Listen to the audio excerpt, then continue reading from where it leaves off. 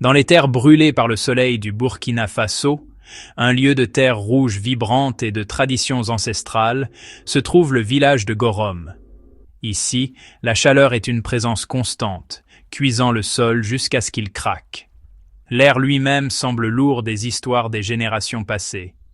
C'est un endroit où les ancêtres ne sont pas des figures oubliées des livres d'histoire.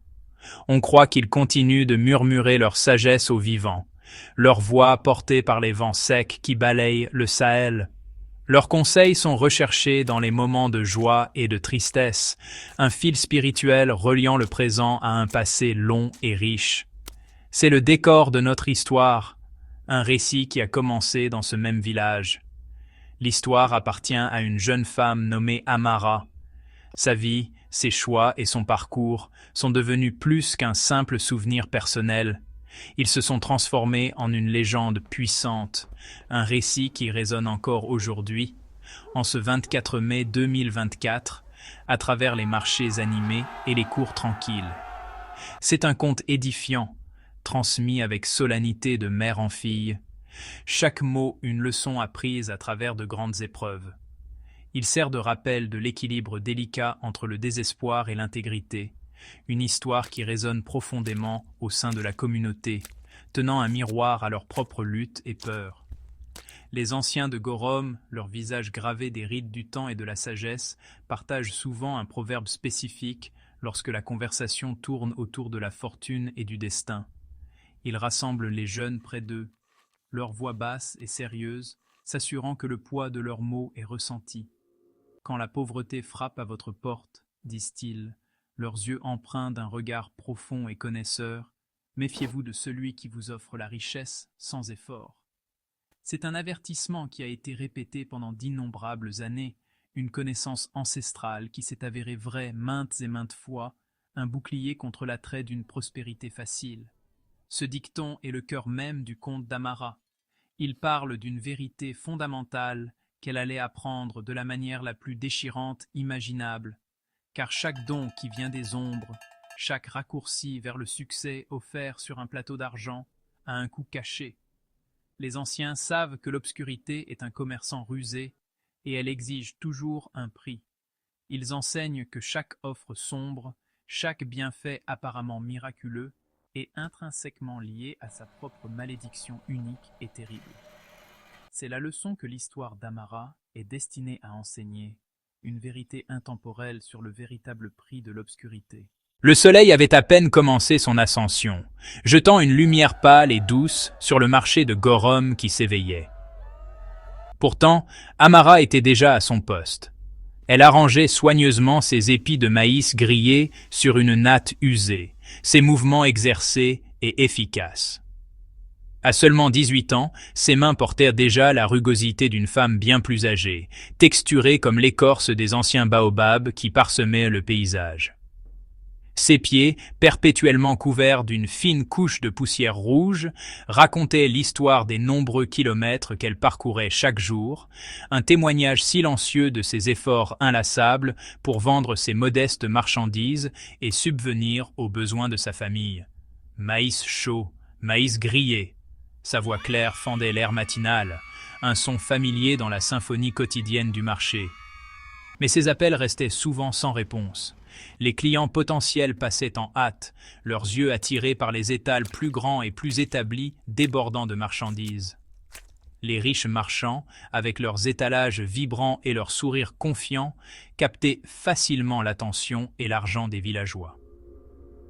Amara, avec sa petite natte et son humble offre, était fréquemment ignorée, une petite silhouette en difficulté dans une mer de commerce.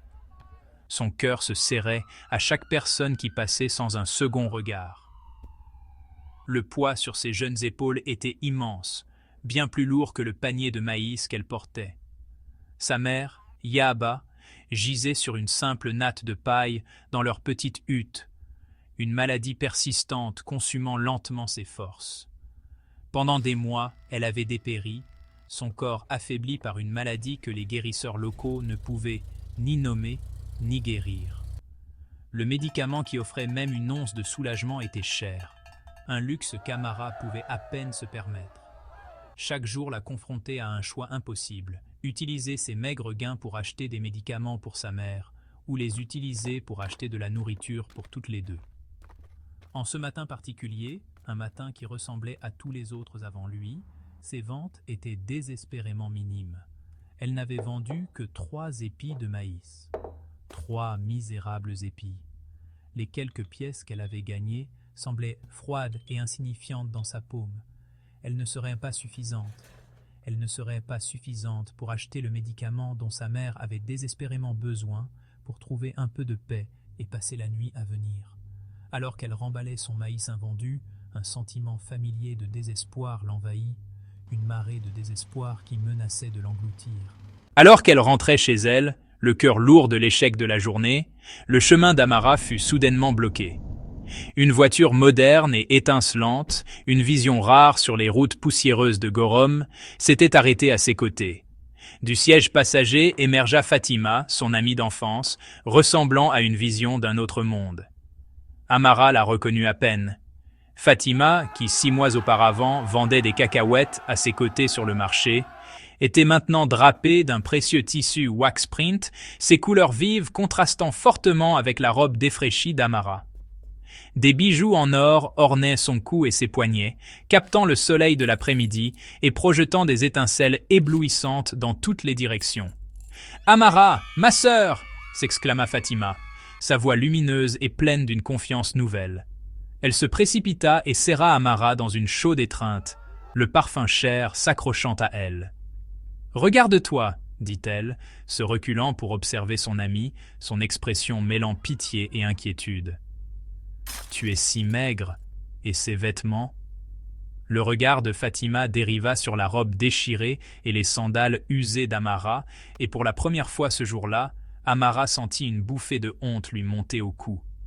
Elle baissa instinctivement les yeux, incapable de soutenir le regard opulent de son ami. Une vague d'incrédulité et d'envie submergea Amara, si puissante qu'elle la rendit presque étourdie. Elle regarda des bijoux brillants de Fatima à ses propres mains calleuses et vides. Le contraste était un coup douloureux et physique. « Comment, Fatima? Comment as-tu fait ça ?» balbutia-t-elle, sa voix à peine un murmure. « Il y a seulement 6 mois. Tu vendais des cacahuètes, comme moi.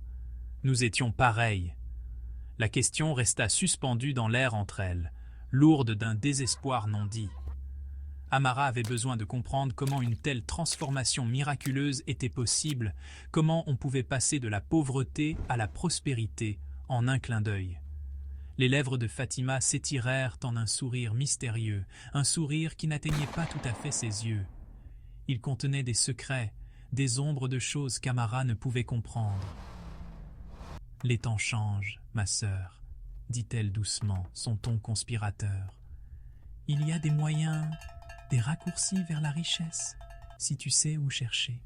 Ils ne sont pas pour les âmes sensibles, mais ils existent. » Elle se pencha plus près, sa voix tombant dans un murmure séducteur qui promettait un monde de possibilités. « Si tu veux vraiment changer ta vie, Amara, si tu es assez désespérée, je peux t'aider, je peux te montrer le chemin. » Cette nuit-là, alors que la lune projetait de longues ombres sur la terre, Fatima emmena Amara loin des chemins de terre familiers de Gorom. Elles voyagèrent jusqu'à la vaste ville de Ouagadougou, dans un quartier dont Amara n'avait entendu parler que dans des murmures étouffés et envieux. Ici, les maisons étaient de grandes forteresses, baignées dans la lueur constante de l'électricité, un luxe qu'elles pouvaient à peine imaginer. Elles s'arrêtèrent devant une villa imposante, une magnifique structure entourée de hauts murs qui semblaient garder ses secrets du monde extérieur. L'air ici était différent, épais de pouvoir et d'argent, un contraste frappant avec l'humble simplicité qu'elle avait toujours connue. « Mama Coco peut changer ta vie » murmura Fatima, sa voix un bourdonnement bas de révérence et de peur alors qu'elle désignait la lourde porte en bois. Elle a le pouvoir de te donner tout ce dont tu as toujours rêvé. Mais tu dois être prête. Tu dois être prête à tout donner en retour. L'avertissement envoya un frisson dans le dos d'Amara, une froide prémonition qui se mêlait à l'espoir désespéré qui fleurissait dans sa poitrine.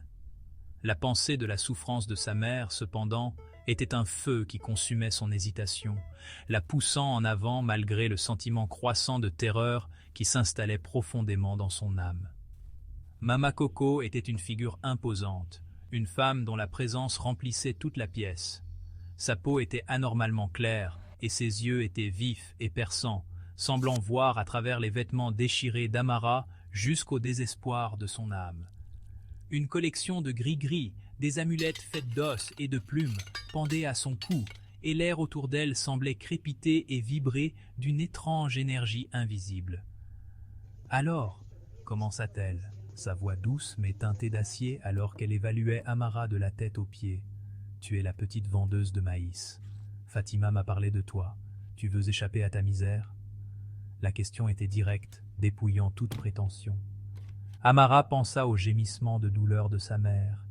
L'image d'elle dépérissant sur sa natte lui traversa l'esprit. Elle pensa à ses propres mains vides, à sa faim rongeante et au poids écrasant de son impuissance. « Oui, Mama Coco, répondit-elle, sa voix tremblante mais ferme. Ma mère mourra si je ne trouve pas d'argent pour ses médicaments. Je ferai n'importe quoi. » Son désespoir était une plaie ouverte et à vif, et Mama Coco la regardait avec le regard froid et calculateur d'une prédatrice qui avait trouvé sa proie. « Tout a un prix, mon enfant, » déclara Mama Coco, un sourire froid effleurant ses lèvres, un sourire qui n'avait aucune chaleur, seulement l'éclat d'une âme aiguisée.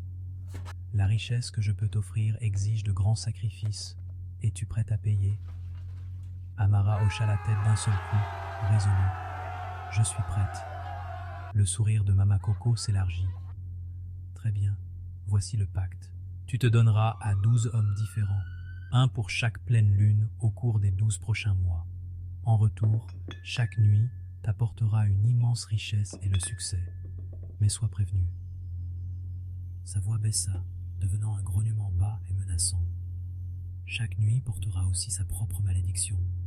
Et au bout des 12 nuits, si tu n'as pas trouvé le moyen de briser le pacte, tu perdras ton âme pour toute l'éternité. » La première pleine lune est arrivée avec une rapidité déconcertante, sa lumière argentée semblant traquer Amara, la tirant vers son destin. Le gris-gris que Mama Coco lui avait donné, un objet étrange et troublant fait d'os et de plumes sombres, est devenu chaud contre sa peau.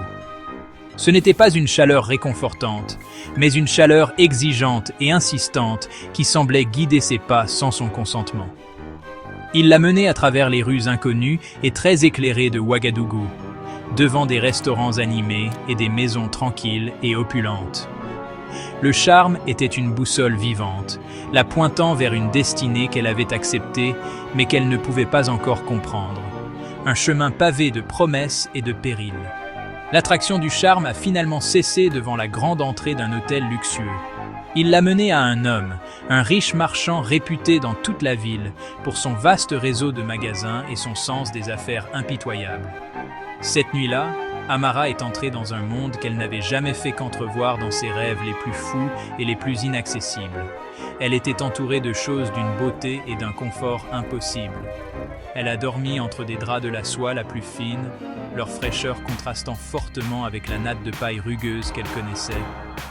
L'air était épais de l'odeur de parfums coûteux, et elle a mangé un repas si somptueux et si abondant que cela ressemblait à un festin pour une reine, pas pour une pauvre vendeuse de maïs de Gorom. La nuit s'est déroulée dans un flou de sensations étranges, un mélange étrange d'admiration et d'un profond malaise rongeant.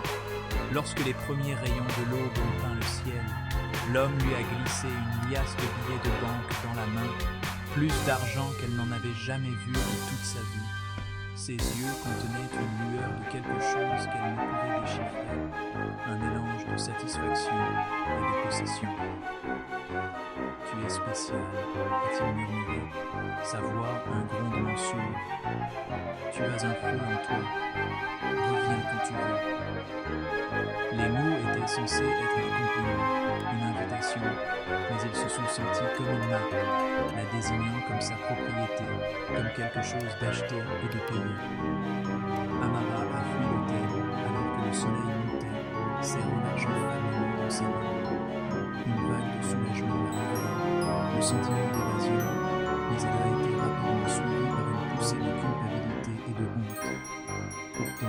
fut tout cela, il y avait une étincelle de triomphe. Elle l'avait fait.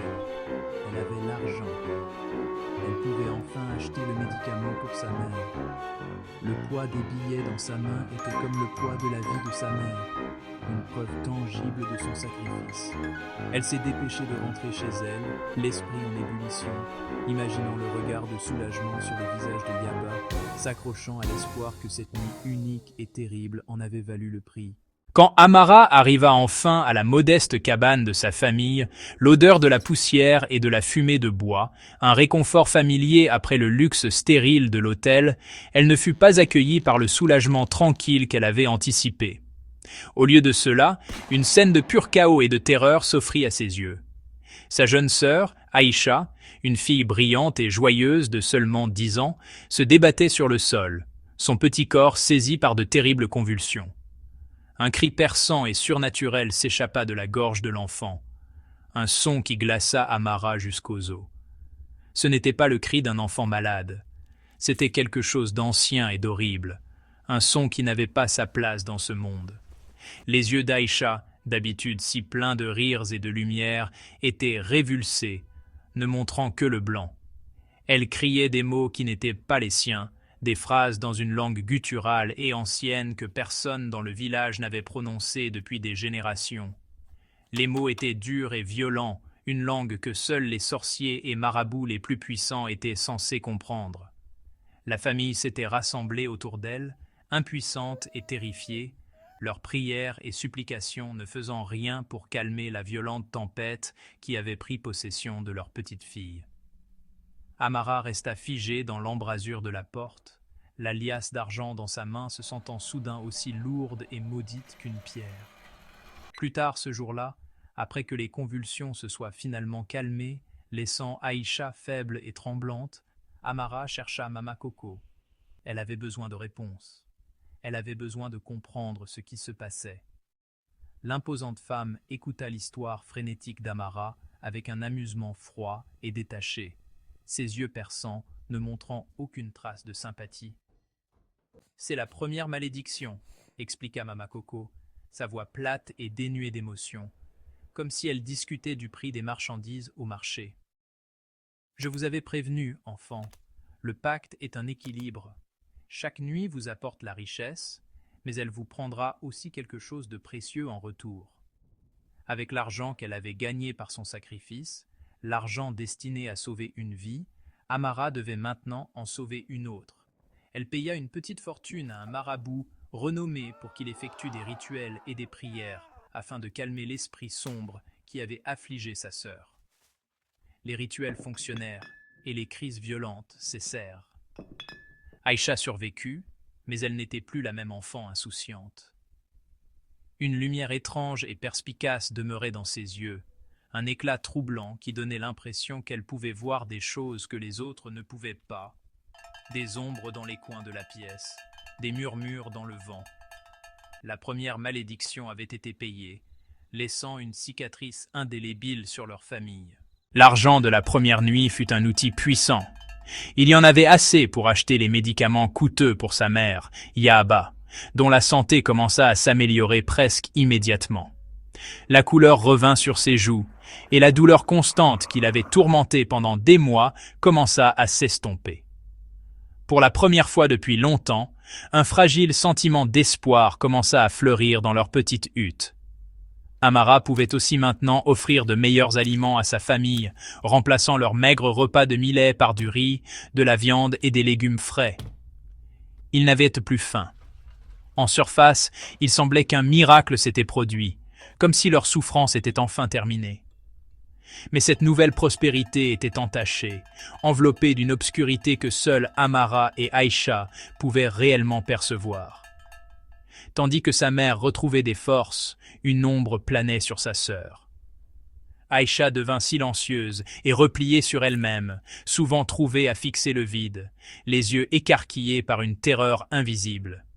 Elle chuchotait parfois, ses conversations avec des êtres invisibles glaçant le sang de ceux qui l'entendaient. Le rire qui remplissait autrefois leur maison fut remplacé par un silence mal à l'aise, une tension constante qui flottait dans l'air. Amara avait sauvé sa mère d'une maladie physique, mais elle avait involontairement plongé sa sœur dans une maladie spirituelle. Amara essayait de repousser la culpabilité, se concentrant sur les changements positifs. Elle n'était plus une vendeuse de maïs désespérée. Elle avait de l'argent, elle avait du pouvoir. Elle se disait que le sacrifice avait été nécessaire, que c'était un prix que toute fille aimante paierait. Elle s'accrochait à la vue de sa mère assise, sa voix plus forte chaque jour. Elle essayait d'ignorer le regard hanté dans les yeux de sa sœur, la façon dont Aïcha tressaillait si Amara s'approchait trop, comme si elle pouvait sentir l'obscurité s'accrocher à l'âme de sa sœur aînée. Elle était prisonnière d'une cage dorée de sa propre fabrication, entourée de confort, mais tourmentée par son cou. Au fur et à mesure que les jours s'écoulaient, menant inexorablement vers la prochaine pleine lune, une froide terreur s'installa en permanence au creux de l'estomac d'Amara. Elle avait offert à sa famille un répit temporaire de la pauvreté, mais elle avait invité quelque chose de bien plus sinistre dans leur vie. Elle comprenait maintenant la vraie nature du pacte de Mama Coco. Ce n'était pas une simple transaction de chair contre de l'argent. C'était un échange cruel et tordu d'une forme de souffrance contre une autre. La première malédiction avait été un coup dévastateur, et elle savait maintenant, avec une certitude glaçante, que 11 autres allaient devenir, chacune promettant d'être plus terrible que la précédente. Les mois ont commencé à se fondre dans un cycle incessant de lunes d'argent et de transactions obscures. À chaque pleine lune, le gris-gris brûlait sur la peau d'Amara, la menant vers un nouvel homme, une nouvelle nuit, un nouveau prix. Le pacte se déroulait avec une précision horlogère terrifiante. Le deuxième homme qu'elle a rencontré était un puissant ministre du gouvernement, un homme qui parlait de progrès et de développement. Le matin, il lui a donné non seulement de l'argent, mais aussi une licence commerciale et les contacts nécessaires pour ouvrir sa propre boutique au cœur de la ville. Amara, la jeune fille qui vendait autrefois du maïs sur une natte, était désormais propriétaire d'une entreprise. Mais en rentrant chez elle, pleine de ce nouveau succès, elle a trouvé sa mère, Yahaba, pleurant de douleur. La malédiction avait frappé avec une cruelle ironie. La mère dont elle essayait de sauver la vie avait perdu définitivement la vue d'un œil. La troisième pleine lune l'a menée à un banquier, un homme dont le monde était bâti sur les chiffres et les actifs. Il a vu le potentiel en elle et a financé le lancement de sa propre marque de vêtements. Ses créations, inspirées des traditions de Gorom, mais avec une touche moderne, sont devenues une sensation instantanée. Son nom était maintenant murmuré dans les cercles de la mode. Le coût de ce succès créatif, cependant, a été payé par son père. Un homme qui avait toujours été le pilier de leur famille, connu pour sa sagesse tranquille, a été soudainement affligé d'une étrange maladie mentale. Il a commencé à perdre le contact avec la réalité, son esprit errant dans des territoires confus et effrayants d'où on ne pouvait le rappeler, le laissant comme une coquille de l'homme qu'il était autrefois. La quatrième nuit, elle était avec un riche magnate des transports. Il a été tellement impressionné par son ambition qu'il lui a offert une voiture de luxe, un symbole de statut et de liberté qu'elle n'aurait jamais pu imaginer. Elle a appris à conduire, glissant dans les rues de la ville dans un confort climatisé, un monde loin de ses longues marches poussiéreuses. Mais la liberté pour elle a eu un coût pour la mobilité de son frère. Cette même semaine, son jeune frère bien-aimé, qui rêvait de devenir footballeur, a été impliqué dans un terrible accident. Sa jambe a été écrasée, et bien que les médecins lui aient sauvé la vie, il est resté avec une boiterie permanente et douloureuse, ses rêves brisés à jamais. La cinquième pleine lune l'a amené dans l'orbite d'un diplomate étranger qui l'a introduite dans le monde éblouissant de la haute société du pays. Elle a assisté à des fêtes somptueuses, a côtoyé des personnes influentes et a appris l'art du réseautage. Elle n'était plus seulement une marchande, elle devenait une mondaine, sa présence étant requise à chaque événement important. Le prix de cette élévation sociale a été le plus déchirant à ce jour. Le lendemain matin, elle a reçu des nouvelles de son village. Sa grand-mère, la femme chaleureuse et aimante qui l'avait élevée, qui avait rempli son enfance d'histoires et de berceuses, était décédée paisiblement dans son sommeil. Une vie pour un style de vie. Au moment de la 6e pleine lune, Amara était indéniablement riche et célèbre. Le petit magasin était devenu une chaîne de boutiques à succès. Elle possédait une grande maison moderne dans le quartier le plus chic d'Ouagadougou, avec un personnel de domestiques à son entière disposition. Elle était devenue l'image même du succès que Fatima avait promis. Mais le pacte ne se contentait plus de prendre à sa famille. Il commençait aussi à la revendiquer elle-même. Après sa nuit avec un puissant propriétaire de médias, elle se réveilla pour découvrir les premiers signes de la malédiction sur son propre corps. En se regardant dans le miroir, elle vit avec un choc d'horreur que des mèches d'un blanc éclatant étaient apparues dans ses épais cheveux noirs, les cheveux d'une vieille femme sur la tête d'une jeune femme de 20 ans. La 7e rencontre eut lieu avec un producteur de télévision qui vit son potentiel de star et lui offrit un poste de présentatrice. Son aplomb et sa beauté captivèrent la nation, et elle devint rapidement une animatrice de prime time adorée.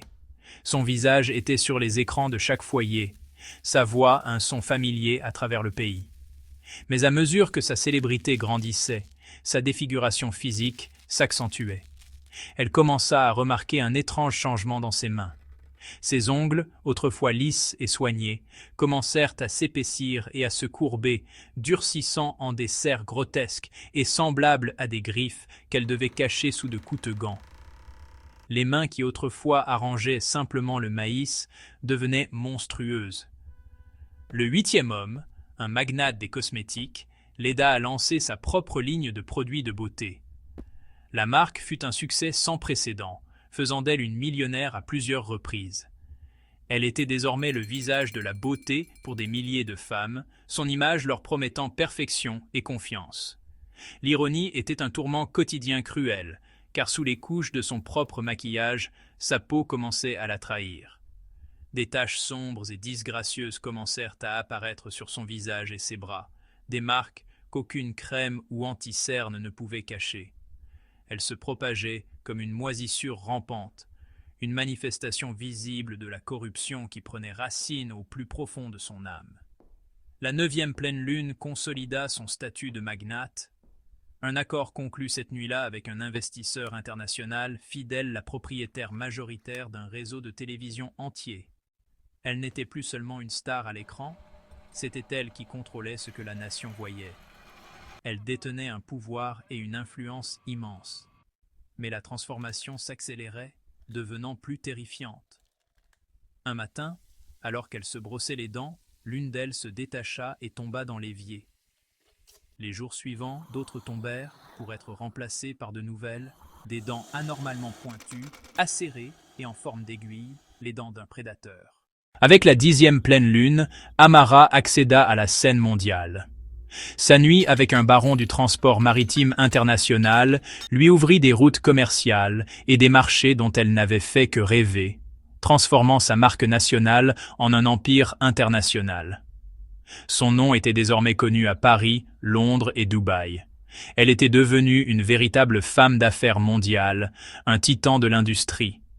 La malédiction, cependant, ciblait désormais ses besoins humains les plus fondamentaux. Elle commença à ressentir une profonde répulsion envers la nourriture somptueuse qu'elle avait autrefois convoitée. Les plats cuisinés, le pain frais, les fruits sucrés, tout avait un goût de cendre dans sa bouche. Une envie anormale et horrible commença à la consumer, une faim qui ne pouvait être satisfaite que par le goût de la viande crue et sanglante. Ce nouvel appétit sombre l'horrifia et l'isola complètement. Elle congédia son chef personnel, s'enfermant pendant les repas. Tandis que ses partenaires commerciaux et associés festoyaient de cuisine gastronomique lors de banquets somptueux, Amara se retirait dans ses appartements privés, consommant secrètement de la chair crue comme un animal sauvage. L'acte la remplissait de dégoût de soi, d'une profonde répulsion pour la créature qu'elle était en train de devenir. Pourtant, la faim était un monstre insatiable en elle, une manifestation physique de l'obscurité qui la possédait désormais.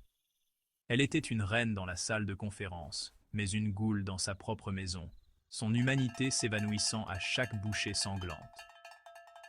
Le 11e homme était une figure obscure, un homme dont le pouvoir n'était répertorié sur aucune bourse, mais se faisait sentir dans les couloirs des gouvernements du monde entier.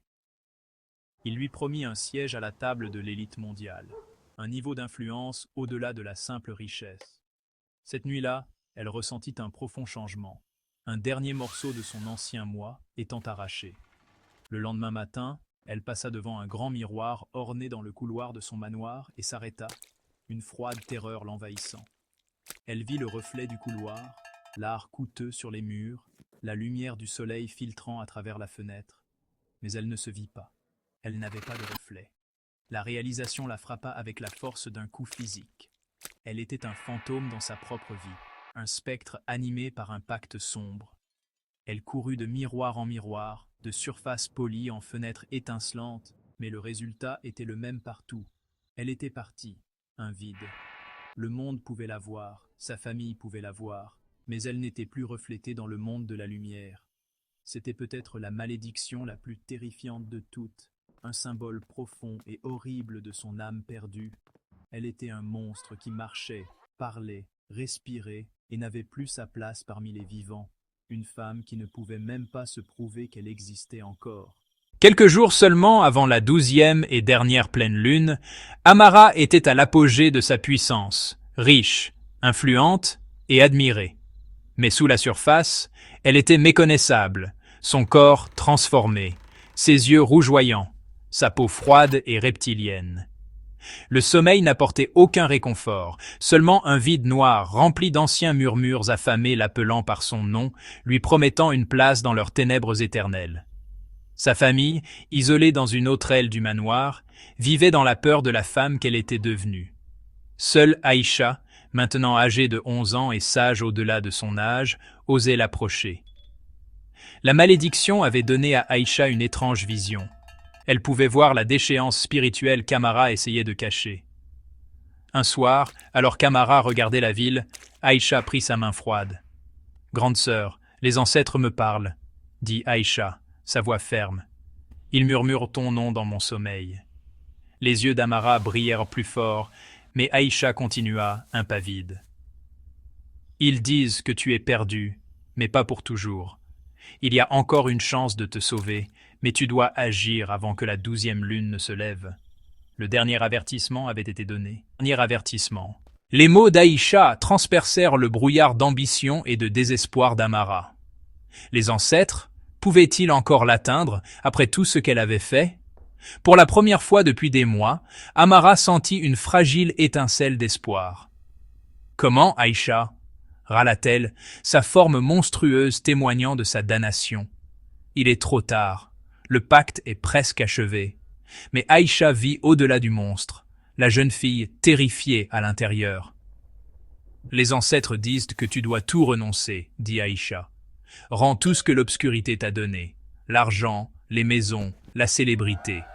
Et tu dois choisir l'amour véritable et désintéressé plutôt que le pouvoir. » Cette nuit-là, l'esprit d'Amara était une tempête de souvenirs.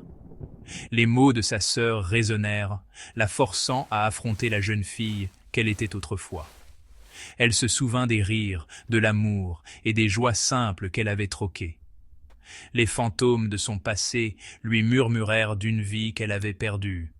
La rédemption, bien que terrifiante, n'était pas encore hors de portée. Les souvenirs inondèrent Amara, balayant l'illusion du glamour et du pouvoir. Elle se rappela le goût du maïs grillé, la joie dans les yeux d'Aïcha, les mains fortes de son père, le rire de son frère. Chaque souvenir était une accusation, soulignant la misère de son présent. Elle avait la richesse, mais sa famille vivait dans la peur, le luxe, mais seulement la solitude. Le proverbe des anciens résonnait « Méfie-toi de ceux qui offrent la richesse sans sueur ». Elle comprit enfin, la vraie vie se gagne, elle ne se vole pas. Le raccourci de Mama Coco l'avait menée à un désert, la dépouillant de son âme. Le prix des ténèbres était sa propre humanité. Deux chemins s'offraient à elle, l'un vers le pouvoir ultime et la damnation, l'autre vers l'abandon et un amour incertain. Au lever du jour, Amara savait qu'elle ne pouvait plus tarder. La 12e lune se levait. Son choix était imminent. La 12e pleine lune dardait ses rayons, froide et impitoyable. C'était la dernière nuit, Une âme de plus, et sa transformation serait achevée. Les murmures de la terre devenaient assourdissants, le gris-gris pulsait d'une énergie sombre. La voiture d'Amara la menait vers le grand hôtel, où le 12e homme, un puissant politicien, l'attendait. À l'intérieur, une guerre faisait rage. Le monstre désirait le pouvoir, mais la jeune fille de Gorom se souvenait de l'amour et de la perte. Dans une rue tranquille, elle aperçut un jeune homme réparant sa bicyclette cabossée. Leurs regards se croisèrent, il ne vit qu'une femme, pas une magnate ou un monstre. Dans son regard honnête, elle entrevit la dignité d'une vie simple. La promesse du pouvoir semblait vide. Le carrefour était là. Choisirait-elle les ténèbres ou retrouverait-elle son âme? La réponse était entre ses mains. La tentation finale était sur elle. « Tu as besoin d'aide ?» demanda Amara, surprise par la douceur de sa propre voix. Le jeune homme, surpris, sourit timidement. « Ma chaîne est cassée, mais je vais me débrouiller. » Il ne la connaissait pas, elle n'était qu'une inconnue. À cet instant, Amara vit la vérité. La vraie vie était une lutte, pas une richesse maudite. La guerre en elle prit fin. Elle sortit de la voiture, arracha le gris-gris de son cou et le jeta dans l'obscurité. La liberté l'envahit, une légèreté qu'elle avait oubliée. Elle tendit les clés de la voiture au jeune homme. « Vends-la, répare ton vélo, prends un nouveau départ. » Sans attendre de remerciements, elle tourna le dos à la vie qu'elle avait bâtie sur les ténèbres. « Je dois rentrer chez moi, » murmura-t-elle. Pour la première fois en un an, elle marcha, chaque pas la délivrant de la malédiction, lui rendant son humanité. La 12e lune observait, mais Amara n'était plus sa prisonnière. Elle était enfin libre, et à chaque pas, elle redevenait elle-même. Quand Amara arriva enfin au seuil du grand manoir familial, elle n'était plus le monstre qui l'avait quittée. Elle était simplement Amara, une jeune femme épuisée par une longue marche, les pieds poussiéreux et ses vêtements de créateur déchirés. Au moment où elle franchit le seuil, un vent étrange balaya la maison, un vent qui semblait à la fois purificateur et destructeur. Les meubles luxueux se transformèrent en poussière, les tableaux coûteux s'effacèrent en toile vierge et les dorures des murs s'écaillèrent pour révéler un simple plâtre en dessous. La richesse maudite, liée au pacte brisé, s'évapora comme la brume au soleil du matin, ne laissant derrière elle que la dure réalité de ce qu'ils avaient auparavant. Tout ce que l'obscurité avait donné, elle le reprenait maintenant. Sa famille, attirée par le tumulte, se précipita pour la trouver debout dans le hall désormais dépouillé. La peur qui avait défini leur relation si longtemps avait disparu de leurs yeux, remplacée par une vague de soulagement et de reconnaissance accablant. Ils ne voyaient pas un échec ou la perte de leur fortune. Ils voyaient le retour de leur fille, de leur sœur, de leur propre Amara. Sa mère, Yahaba, dont la vue était miraculeusement revenue aux 2 yeux, s'avança et la serra dans une étreinte étroite, pleurant des larmes de joie. « Mon enfant, sanglota-t-elle, la voix pleine d'émotion, tu es revenu vers nous, tu nous as tous sauvés, tu t'es sauvé toi-même. » Aïcha courut vers elle, le visage illuminé d'une joie pure et intacte qu'Amara n'avait pas vue depuis un an. Le regard hanté dans les yeux de la petite fille avait disparu, remplacé par l'éclat innocent de l'enfance. « Les ancêtres sont heureux, grande sœur, » gazouilla-t-elle, serrant les jambes d'Amara. « Ils ont dit que tu serais courageuse. Tu as choisi l'amour au lieu de l'or. Tu nous as choisis. » À ce moment-là, entourée de la famille qu'elle avait failli perdre pour toujours, Amara sut qu'elle avait fait le bon choix. Ils avaient perdu toutes les choses matérielles, mais ils avaient retrouvé tout ce qui comptait vraiment. Ils étaient de nouveau entiers, de nouveau humains et de nouveau ensemble, et c'était un trésor qu'aucun pacte ne pourrait jamais offrir. Cette nuit-là, alors que la famille dormait profondément pour la première fois depuis un an, une dernière visiteuse apparut dans l'obscurité de la chambre d'Amara. Mama Coco se matérialisa dans un tourbillon de fumée noire et de rage, ses yeux perçants brûlant de fureur à l'âme qui lui avait échappé. « Tu penses avoir gagné ?» siffla-t-elle, sa voix un murmure venimeux qui dégoulinait de mépris. « Tu es une folle, tu as tout perdu, tes richesses, ta renommée, ton pouvoir, tu n'es plus rien. » Amara, sereine et sans peur, regarda simplement la sorcière et secoua la tête. « Non, répondit-elle, sa voix emplie d'une force tranquille et inébranlable. J'ai ma famille, j'ai mon humanité, j'ai mon âme, j'ai tout gagné.